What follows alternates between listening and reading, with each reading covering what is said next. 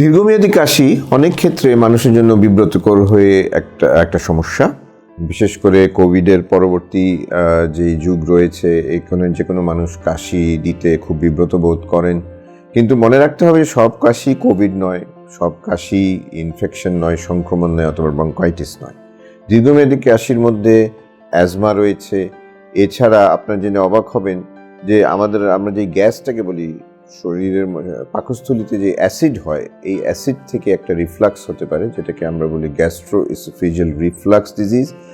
পাকস্থলীর গ্যাস অ্যাসিডটা মানুষের শ্বাসনালীকে উত্তপ্ত করে একটা দীর্ঘমেয়াদী কাশির সৃষ্টি করতে পারে। অতএব সেখানে অ্যাসিডের চিকিৎসা প্রয়োগ করে এ ব্যাপারে সচেতনতা বৃদ্ধি করে আমরা সমাধান করতে পারি।